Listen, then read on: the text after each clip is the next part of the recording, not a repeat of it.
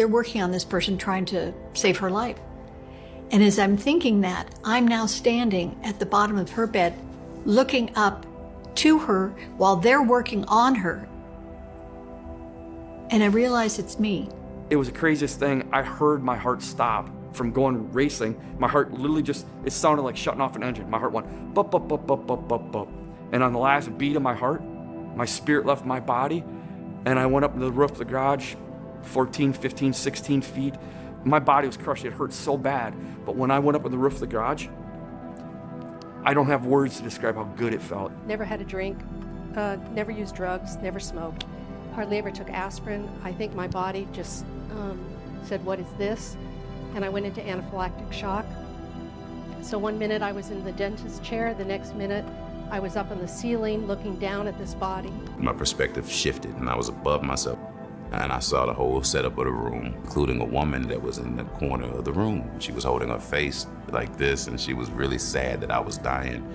And that was one of the, initially when I left my body, that was one of the things that disturbed me the most. It was like, what in the world is she sad for? This is so beautiful. This is so perfect. I'm not hurting, no, I'm not confused.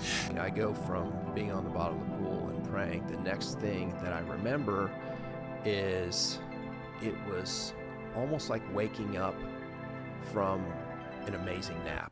Have you ever wondered what happens when someone comes face to face with death, only to come back with an unforgettable story? From seeing a bright light, to meeting loved ones long gone, to messages that completely change their lives. These near-death encounters are powerful, mysterious, and sometimes even chilling. Today, we're diving into some of the most extraordinary stories you've ever heard. It was the craziest thing. I heard my heart stop from going racing. My heart literally just, it sounded like shutting off an engine. My heart went bup, bup, bup, bup, bup, bup, bup. And on the last beat of my heart, my spirit left my body, and I went up to the roof of the garage, 14, 15, 16 feet.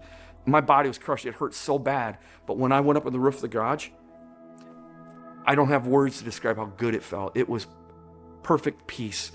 It's like probably the best way I can describe it. And even that is like way lame because that doesn't even cover it, but perfect peace is what I experienced. The Bible talks about peace that surpasses our mental understanding. So I'm looking down and I say it like this. I was having a party by myself in the ceiling. I could see the truck. I could see the accident scene. I could see the guy underneath the truck. I was so disconnected from the accident, I didn't even know that guy was me.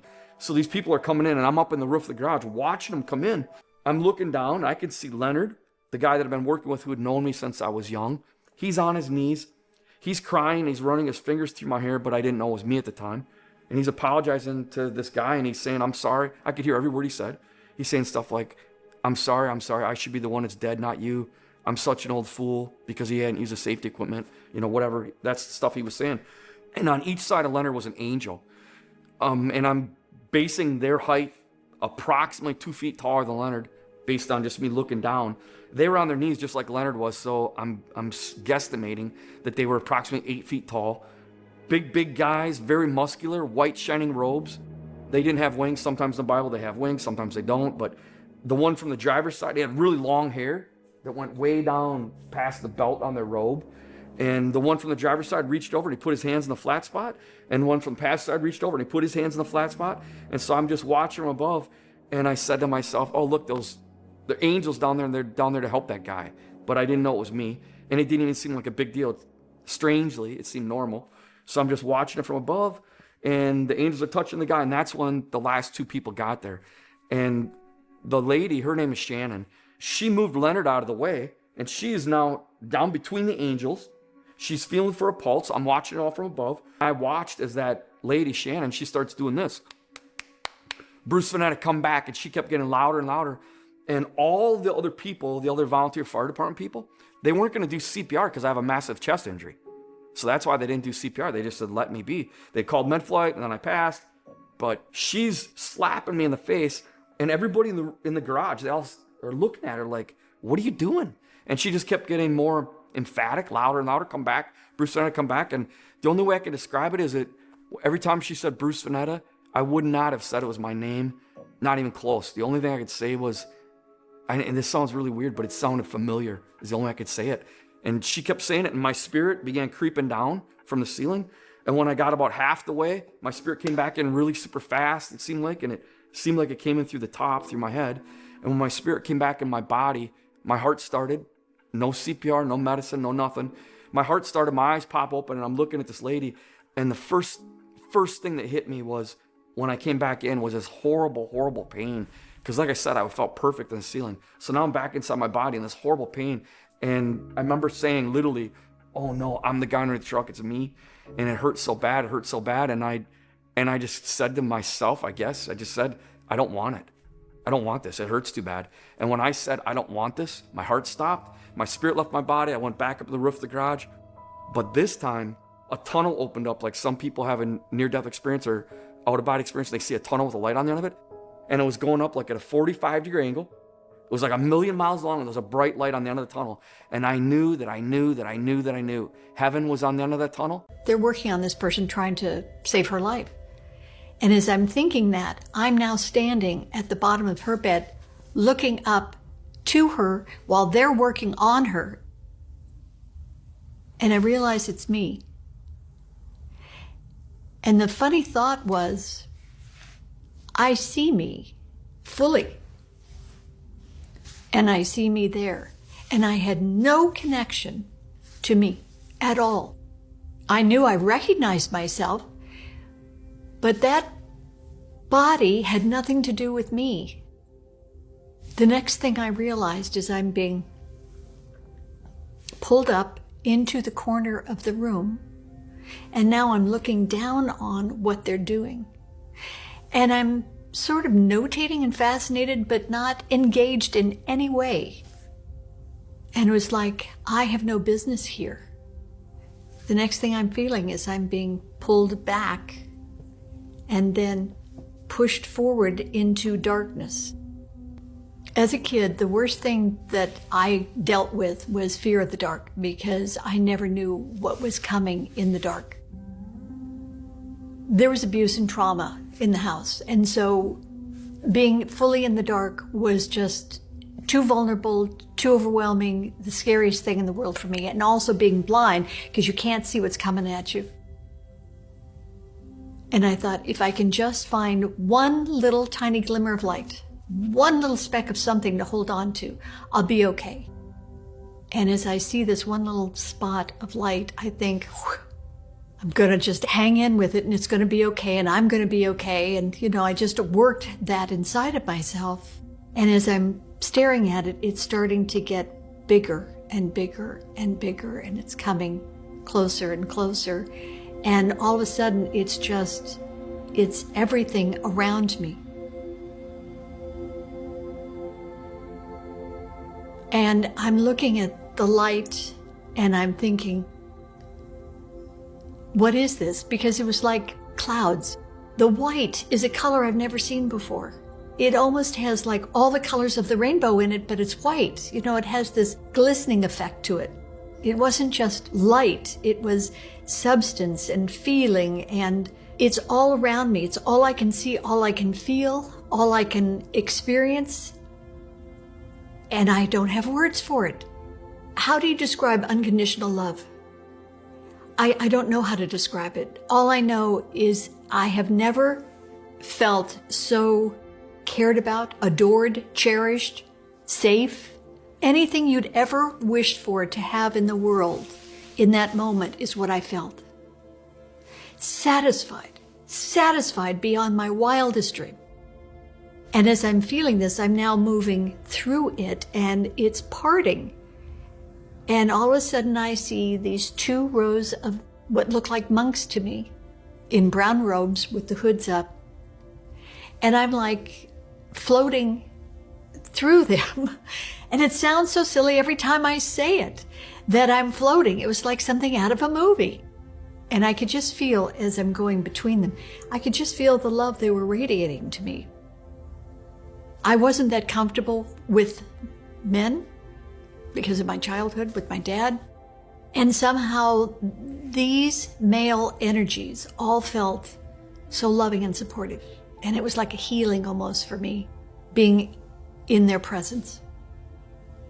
And as I get to the end of this row of monks, this one steps out and he says, and I always say he, because he felt all those good feelings of masculinity, he says, "You cannot stay, it's not your time." And I'm looking at him, and in his hood being up, there's no face.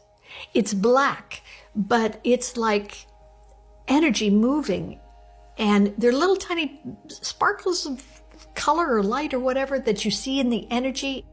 It's nothing I've ever seen before, but it seems so normal and natural because he's speaking this energy through me and I'm responding to him through him. And he's saying, "You cannot stay. You must go back." And I said, "I have finally felt what it feels like to be cherished. You cannot send me back from this. I've come home. The one place I wanted to be in my whole life was here, home. I'm here. You cannot send me back." And he said, "You have a child. You must go back." And in that moment, I'm back in my body. He knew it. And he said, he slammed his fist on the desk to get my attention. He said, "Do you believe in God?" I just remember saying with every breath, "I believe in God." And when I said that, all of my breath left. It was so forceful. I was up on the ceiling. There was no way for me to get back in my body. I just had to let go. When I took that last breath, it was like, now I can really breathe, like really breathe. And it was the most incredible, exhilarating feeling. It was like, oh, this is me. This is really me. And it was like I was expanded. I remember just like watching everything unfolding. I remember seeing that the ambulance was still driving there, almost in the parking lot, coming to me. They get my body on the stretcher and they start doing life-saving measures to get me to the hospital. I just remember watching all of this almost like it's a movie and having these feelings like, oh my gosh, these people really care. They don't even know me. Look how hard they're trying to help me. I now started admiring my body and going, yes, I'm grateful for that body. I'm grateful for my time here, but that's not really me. I remember feeling this angelic presence to my right. It just enveloped me with love and I let go is the best way to say it. As soon as I had this like ease of letting go, then that's when I started moving up this tunnel. Now I'm traveling at like this supersonic speed. It was exhilarating. And it was filled with so much love that there were so many moments when I was in the tunnel that I thought, oh my gosh, I don't know if I can fit any more love into this feeling because I'm gonna burst. I didn't see the angel physically with my eyes, but I didn't need to. The best way to describe it is the human five senses that we recognize here on earth in our bodies are confining. When I was in that form without the human shell, they weren't confined anymore. And so I was able to see not just like with these eyeballs, right? It was bigger than that. It was so much bigger. So I could see and feel the angel, and the angel was so incredibly beautiful and had this connection to me. It was like, how can one person get that much love? We traveled for quite some time, and I felt the angel presence leave. That was replaced with this overwhelming presence of God. God was with me and all around me, and it was the stars everywhere. I was in the galaxy. It was the most incredible feeling. And at the same time, I'm like, wow, I'm home. I knew I was home. That was home, not Earth. And for the first time, I had that realization. It was so incredible to be with God in that presence. And I remember having these like, just so many feelings and thoughts coming, flooding through my mind, almost like a Rolodex. And God was, as soon as I would think it, God would answer it. and God would fill me with more love. And so there's this big teaching moment that's happening. And then I remember God telling me to look in front of me. And I'm looking in front of myself and I'm admiring all the incredible stars. And I'm seeing something. I'm like, wow, that's interesting. The stars are doing something. And they're lining up. And they made a huge, huge curtain. And I saw the stars part, and 3, 2, 1 countdown, and life review of Erica Mackenzie. And then the first picture on this movie screen was me in the hospital. My mom was holding me. She had just given birth to me. We start at that moment of the day I was born, and we proceed to live all of these moments in my life.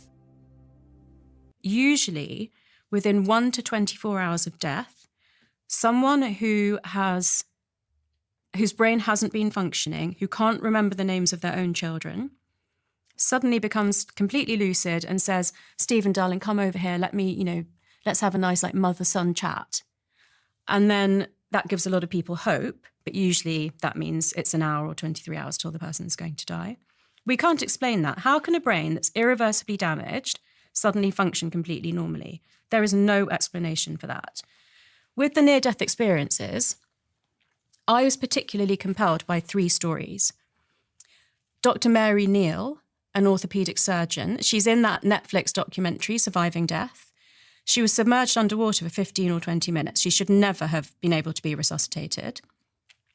She describes her whole journey of going to another realm, seeing, a being of light, being told that her life isn't over. She has to turn back and return to the physical world, even though she could see her bloated body and her friends trying to reach her to resuscitate her, and they couldn't. Dr. Eben Alexander, who wrote Proof of Heaven, he is a doctor. He was an atheist. He was in a coma with bacterial meningitis and was pronounced clinically dead, and then basically came back and said that he saw heaven, and he now believes in a God that is benign, that cares about the future of humanity. So for me as a doctor, hearing these stories from other doctors was really, really convincing. And then there's one story that Dr. Bruce Grayson told me. He's a professor of psychiatry at University of Virginia, who has done 50 years of research into near-death experiences. And he told me the story of a patient in ICU who kept going into cardiac arrest. And he had a primary nurse who was a young 20-year-old nurse, and they had a really close bond. And one weekend, she had time off for the weekend, and he had a different nurse looking after him. And he went into cardiac arrest, and he had a near-death experience. And in that near-death experience, he saw his primary nurse. She said to him, your life isn't over. You have to go back and get better. And please tell my parents I'm sorry about the red MG. So he wakes up in ICU. He's got this replacement nurse looking after him. And he says, the strangest thing just happened.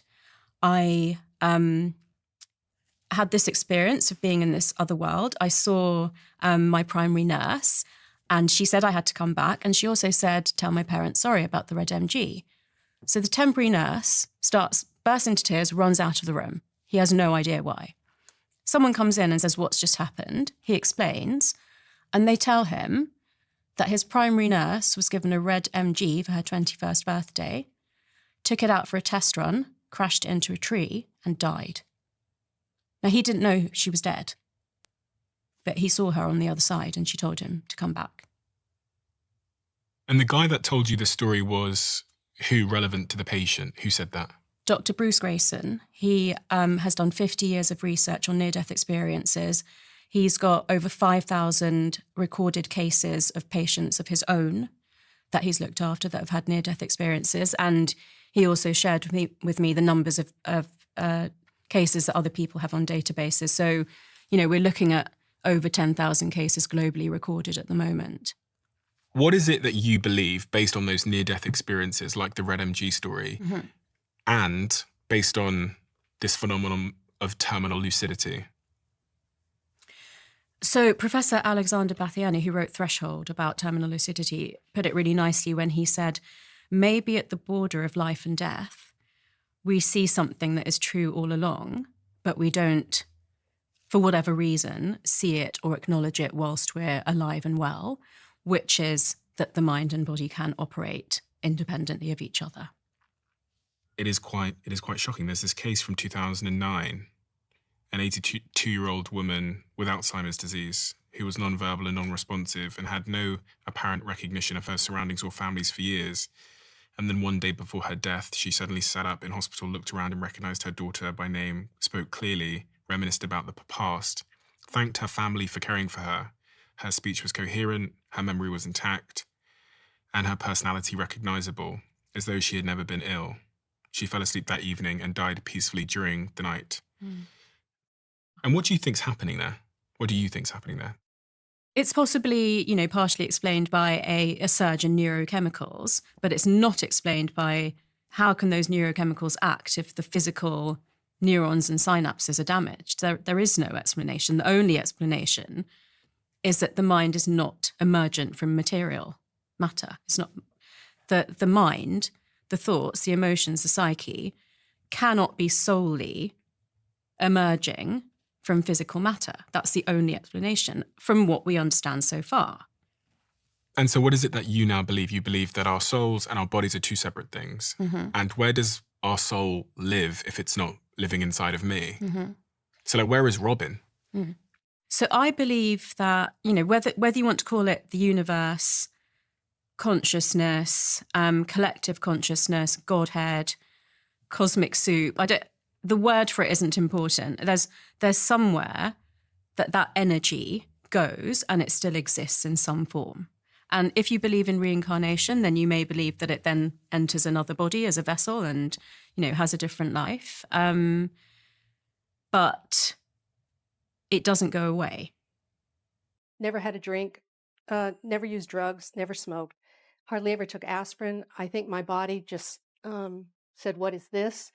And I went into anaphylactic shock. So one minute I was in the dentist chair, the next minute I was up on the ceiling looking down at this body. And as I looked at my 29-year-old body, I felt as though it was just a piece of clothing. I had a fondness for it. I knew it. I had used it well, but it was time to go to the Salvation Army. I wasn't connected to it. And I felt no fear, no pain, no anxiety. The dentist was kind of freaking out, and I was trying to talk to him from up there and say it was okay, but of course he didn't get it. As if that would help. And I had also within this, I had no sense of time. There was no anxiety. There was no sense of passing time. So I don't know how long I was up there in the corner. But the next thing I knew, it was as though I had turned around and I was going into a tunnel, and my mother, who had been dead for 15 years, was right at the tunnel. I can still see it. And she was beautiful and whole and vibrant and healthy, and she did not die that way. She was healed, and her arms were outstretched to me, and we communicated telepathically, so our mouths didn't move, but I thought, and she received, and she thought, and I heard. And I thought, I miss you. And what came back to me was, I know, as though her arms were around me. And I was not able to tell her I loved her before she died. And I said, I love you. And she said, I know. And my ego was not present, because my ego here would have said, I wanted to stay with my mother for years and years and years and tell her every single first date I had and my wedding and all about my child. The ego was not present because I knew from a soul level at that moment that she had always been with me. We had never been apart. I knew that. I still know that. And so with that, I was drawn into a tunnel that, to me, the words I can describe it are almost an opalescent blue, beautiful, beautiful. And at the end of the tunnel was a pinpoint of light, and I couldn't do anything but go toward it. And so I went toward this light, and as I got to this light, it became bigger and brighter, almost like looking into the sun, but it wasn't painful to look into this light. And the light was in front of me, and then the light was around me, and then I was in the light, and then I knew I was the light. That there, as a drop of water in the ocean is not separate, the light and I were made of the same substance. And I was home. It was bliss doesn't come close to the word, but I knew in that moment that I was forgiven for anything I thought was unforgivable. I was loved beyond all measure in a way that I'd never been loved before, and I wanted to stay there. And again, in the same telepathic way as with my mother, I heard a voice that said to me, and you can call this light whatever you want because words really get in the way of what it was. But this light said to me, you must go back. And with all the chutzpah I had, I responded and said, no.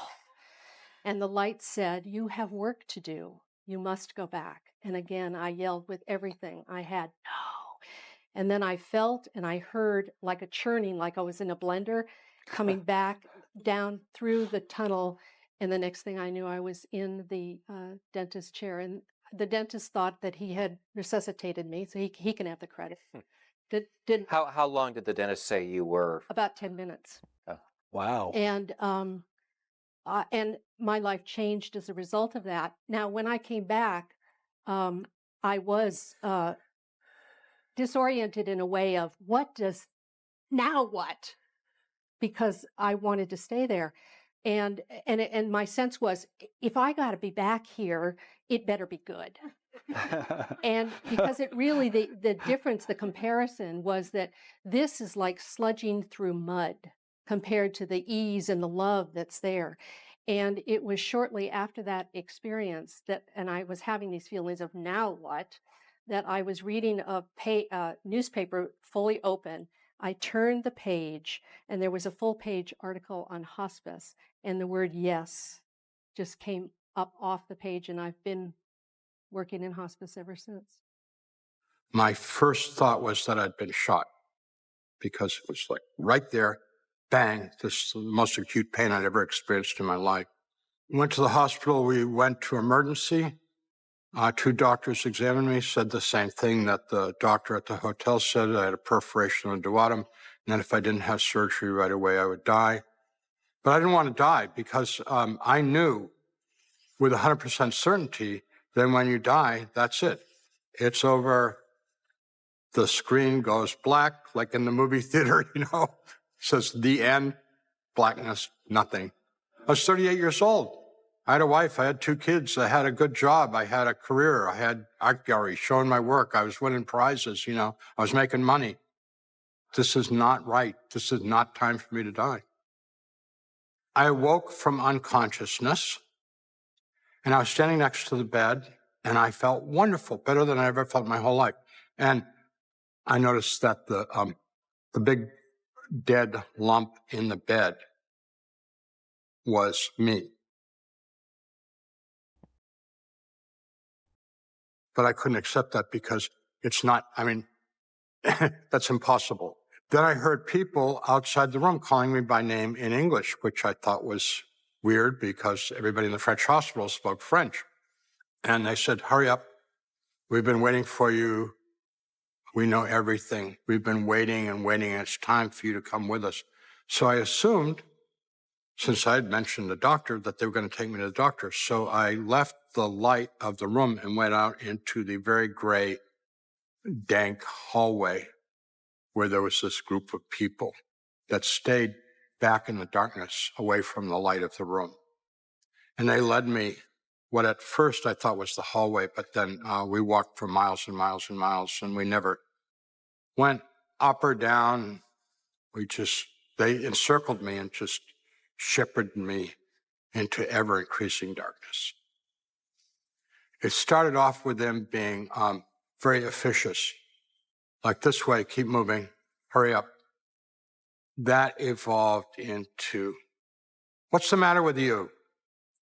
Move faster, you're too slow. That became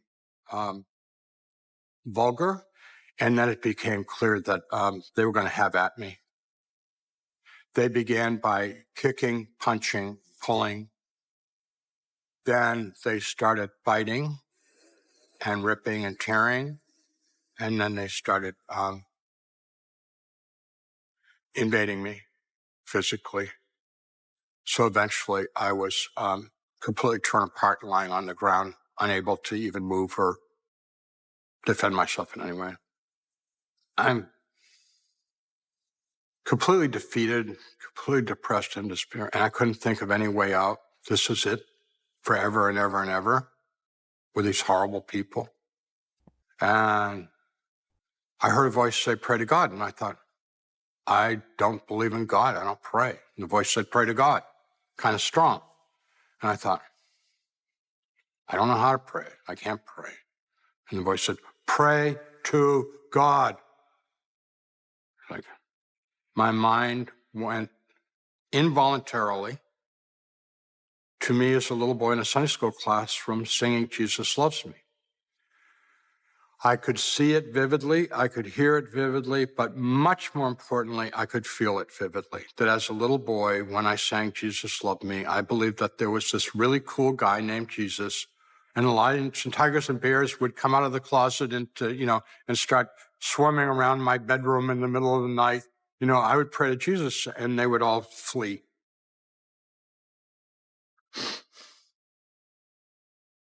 And I believed in him. As a little boy. That's why when I was 12, I wanted to get baptized because I wanted to know him. And I called out to him, Jesus, please save me. And with that, a tiny light appeared in the darkness and got very bright. And it came upon me. It was impossibly brilliant. If it had been light as we experience light in this world, it would have consumed me. I mean, I just would have been burnt up, but it was that bright. Out of it emerged hands and arms. And he reached down and touched me, and I saw myself come back together from the roadkill that I was. I became complete. And much more important to me was that he filled me with a love that I've never experienced in this world. And his hands and arms picked me up without any effort. And he brought me up against himself and put his arms around me and began to stroke my back like a mother or father would with their child. And I cried out of joy into his chest, slobbering all over him. The people who took me into that place of darkness were people just like me. They were people who had rejected God, rejected God's love, and God gave them exactly what they wanted. I don't believe God punishes anybody. I believe God gives everybody exactly what they want. The Bible says, humans judge by appearances, God judges by the heart. And if we seek God and seek God's love, we will find it in this world and in the next. And if we reject God and reject God's love, we get to go to a world where those things don't happen. And I don't mean this as a joke. I mean this absolutely sincerely. Hell's not so bad. The problem is the people that are there. They're awful. They're really awful. So I was going to wait to tell this story until the dust settled a little bit more. I'm still dealing with doctors, lawyers, police, etc. And I figure by the time I'm ready to tell the full story, some details might get lost and I might forget some things. So I figured why not tell this part of the story right now while it's still fresh in my head. So as we know, I got hit by a car and I flatlined in the ambulance, April 6th? And I've tried to make this video a million times, so this is going to be the last one. I better get it right this time. So I'm going to tell it in order. I flatlined in the ambulance. I don't remember being in the ambulance, but I know that my dad was with me while I was in the ambulance, and my dad passed away in 2018, and it felt warm and fuzzy and safe, and I just felt good, and it was dark. I don't remember experiencing anything, feeling anything, seeing anything. I just remember a state of being. I wasn't a human, I just was a state of being, and so that was pretty interesting. I woke up in the hospital. I already had stitches on my forehead and on my left elbow. And I remember immediately when I woke up, I was kind of irritated and annoyed, kind of like how, how babies fall asleep in the stroller and then they might wake up in a whole new location and they're like, what the fuck? I basically woke up with that feeling because I was like, damn, I felt like I was just having a good time with my dad and he dropped me off here type thing, So I was like, okay, I woke up and I was like, all right, I guess you just dropped me off. You was having a good old time. I was kind of annoyed or irritated. And then as my conscience started to kick in and whatever, they were taking pictures of me for the report for, the doctors or whatever. And they turned me over to my right side. And my right side has my ankle fracture my ankle fracture, and then, or sprain or whatever, and then my wrist has 2 breaks. I'm getting surgery soon, and then long story short, my right side is fucked up. My left side is more like road rash and like things like that, but my right side's like really messed up. I have the muscle tissue damage. So when they turn me over to my right side, that's like when I really started to wake up, and I'm moaning and groaning, and I'm just like, what happened to me? What happened to me? And then they're telling me like, you got hit by a car, and I'm like, oh shit. And I'm like, does anybody know where I'm at? Because I remember walking off from my friends, and I walked off for a good ass reason. I'm gonna tell that story another time. But I remember walking off from my friends, but I was with them. I was with people when I got hit by the car, but I wasn't sure. I just remember that I walked off. So I was like, does anybody know where I'm at? And they kind of weren't really answering that question, but they were just like, okay. And I remember I was laying there, and they told me you have a 5 milliliter brain bleed. And I just said, okay. And they were like, we're waiting for the results for the CAT scan to come back to see if you need surgery. And then I think they were going to do another CAT scan to see like how the brain bleed was progressing or whatever. I don't remember doing any CAT scans. I don't know.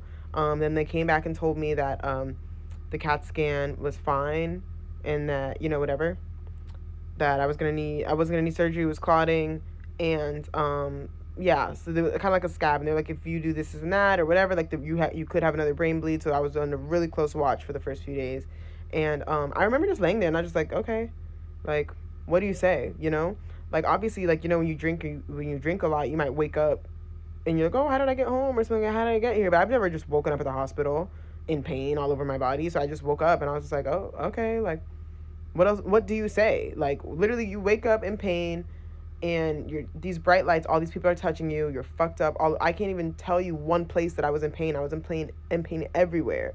So I just was like, all right, like, and if I need brain surgery, fuck it, like, what do I say? What do I do? So I'm just laying there. Then they tell me, clotted, I'm fine, whatever. I don't need surgery. So then I'm just laying there, and it was interesting. But I can say one thing that like flatlining and coming back is just really an experience that's hard to put in words. But I'm gonna try anyways. It's just very like, when I came back, I was like, oh, I'm in the 3D for sure. Like, this is all 3D as fuck. So I was like, all right, well, I guess this is what I'm doing now. I'm here now. So things have definitely been different for me for sure. Of course, physically and mentally, whatever, I'm dealing with the trauma and all that. But like spiritually, I've been noticing and I've been feeling a lot different. I'm still processing that. I don't even want to attempt to put that into words right now, because honestly, it's my experience. And if I choose to share that, I will. And if I don't, I won't. I probably will, like, I'm a talker, so in person, like my friends, or, I'm kind of processing it, and I'm talking about it with some of my friends who kind of understand where I'm at, and like my spiritual journey, and just like who I've always been as a person. But, I'm Jamaican and Haitian from South Florida, so like you can put 2 and 2 together right there. But yeah, things are definitely not the same. Things are definitely not the same at all. And part of me really thinks this is for the better. I always think that God has a bigger plan, whether it's even just for me to like share my journey or share my perspective with life and help the next person, or just like my other self's work is not done. I don't know. I'm not going to try to put it into words because I feel like I'm going to get it wrong. But it's all a huge journey and experience, and I'm just keeping my eyes open every day. I'm sober as hell. Weed, alcohol, sex, none of that right now. So I'm sober as hell. I have all the clarity in the world. I'm seeing all the signs. I'm processing them, and I'm taking every sign for what it is, because best believe before I got into the situation, there were a few signs that I might be in this situation. There were a few things that I was just thinking of or saw that now I'm like, that's really funny that I saw that, or I thought of that before I got into the situation. So now I'm not taking any signs lightly at all. My perspective shifted, and I was above myself. And I saw the whole setup of the room, including a woman that was in the corner of the room. She was holding her face like this, and she was really sad that I was dying. And that was initially when I left my body, that was one of the things that disturbed me the most. Was like, what in the world is she sad for? This is so beautiful. This is so perfect. I'm not hurting, no, I'm not confused. That guy is dead, but I'm alive. This is beautiful, So to me, that just clarifies that it's not a hallucination I learned while I was out of my body. Once I did leave my body and I looked down, there was a lot of things that I came to understand. Like, he's dead. His body's dead. The mind is dead. The ego's dead. And after that kind of series of kind of realizations, it was like, well, then what's left? Like, what am I? You know, and the words flooded in very clearly. It was audible. These words were light, energy, soul, spirit, awareness. It's just a flood of words. They weren't in a line like a mechanical. It was like a bunch of voices just said these words. But it felt like it was me explaining this to myself. Everything was energy. Everything felt like love. And I felt like a part of that whole thing. So whether you believe in near-death experiences or not, I got a very personal story that I want to share. It has to do with my beautiful mother. My beautiful mother went into cardiac arrest in 2023. Her heart stopped for about 10 minutes. I was flying to London. I found out when I got Wi-Fi on my phone when I landed. Flew from LA to London, trains back to London to the next airport, back to Jersey. I got back to Jersey around 1 a.m. My sister's waiting for me to go to the hospital and see my mom for the first time on a breathing tube. We didn't know she was going to make it. Her heart was stopped for 10 minutes. Fast forward, which is going to happen throughout this story. The next day in the ICU, my mom came out of it, thankfully. Her memory was shot, wasn't sure if she's going to be like this forever. And she came to in the ICU saying, "Where's John?" And we're like, "John? Who's John?" She's like, "Grandpa John. I'm in the hospital for him. I just saw him. I just saw him." And having these conversations on my podcast, I was like, oh shit, my mom had an experience. I think she saw Grandpa John, but had to ease her into it and knelt down beside her, tried to be as sensitive as possible. I was like, "Ma, I never met Grandpa John." She's like, "What do you mean?" It's like, "I never met him. What happened in 1988, the year before I was born?" Slowly started to remember that, she remembered the hospital in Brooklyn. And she started coming to that, her dad's not alive anymore. But it wasn't really registering, but I kept watching her re-grieve as if she just found out the first time that her dad died. I had to go through that a few times until slowly she started getting it, but would forget it. Had the same experience with my grandmother, her mom, had to re-grieve that. Then a day or two later, I slept at the hospital with her. She woke up and she said, "Where's David?" I go, "Ma, I'm David." She goes, "No, Dad." I was like, oh shit, she doesn't remember. She thinks my dad's still alive. And my dad died in 9/11, so I said to her, I was like, "Ma, do you remember September 11th? She goes, "Yeah, but he got out." I guess, "Ma, he didn't get out." She starts hysterically crying, grieving all over again as if she just found out that her dad died. Her husband died, my dad. Had to go through that a few times, and again, I was like, she must have had an experience. She must have saw my dad. Like, this isn't some cloudy shit. I think this is real. Fast forward again, the next day or so, I get a message from my sister, an explanation point saying, "Mom remembers seeing Dad."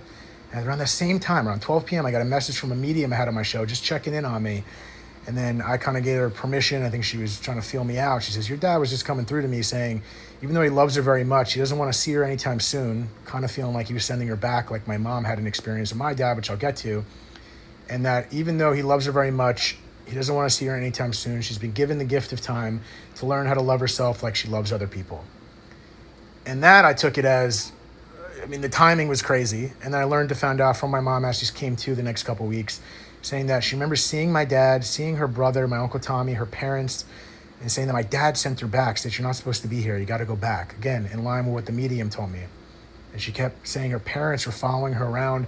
And she kept joking almost like, "Leave me alone. Stop following me. I'll be back. I'll be back." As if she's going to leave and come back at some point, hopefully not anytime soon. But she explained to me, she isn't tied to religion. She doesn't know what the hell she experienced. She's been trying to make sense of it for years, but she had an experience where she felt like she saw my dad, her brother, her parents. She's like, "I didn't see faces. There were no faces. I just knew it was them. I felt it. I knew it was them." Or like spiritual orbs or beings just surrounding me in the most peaceful way possible. And she was so giddy on the other side. She was so happy. She wasn't even thinking about us.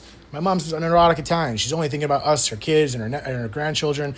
She wasn't even thinking about us, which makes it feel even more real that she was having this real experience connecting with deceased loved ones, because that's all she saw. People that weren't here. She wasn't having hallucinations about us or her grandchildren. It was only deceased loved ones and family members, my dad, my uncle, my grandparents. And again, it felt so real to her that she doesn't have an explanation for it, but I know she had a real experience. I know she had a real experience. And you can call it hallucinating, you call it thinking about people that have died, whatever. I know it was real. It was too real for her. She's still trying to make sense of it 2 years later. Who knows what the meaning is? I have some ideas that I'm not going to share here. Y'all can figure that on your own, but I don't know what to tell you, so I'm curious what you think this experience meant. Was it real? Yada, yada, yada, because I know what it was. Anyway, subscribe. As we come to the end of these incredible near-death encounter stories, one thing becomes clear. Life is far more mysterious than we can ever imagine. Whether you believe these experiences are glimpses of the afterlife, the mind's final surge of energy, or divine messages sent to guide us, there's no denying the impact they leave on those who experience them. Every story reminds us of how fragile life is, yet how meaningful every moment can be. For some, it's a call to live with more gratitude, to forgive, to love deeply, and to let go of the small things that don't matter. For others, it's a confirmation that there's something greater waiting for us beyond this world. No matter where you stand, these accounts encourage us to pause and reflect. What would we change if we knew today might be our last? Who would we love harder? What dreams would we finally chase? If these stories touched you, I invite you to carry their lessons into your own life. Live with purpose, appreciate the present, and never underestimate the gift of simply being here. Thank you so much for spending your time with me today. If you enjoyed this video, make sure to like, share, and subscribe for more powerful stories like these. And in the comments, let me know, do you believe near-death encounters are real glimpses of the afterlife, or something else entirely? I'd love to hear your thoughts. Until next time, stay inspired, stay grateful, and remember, every heartbeat is a blessing.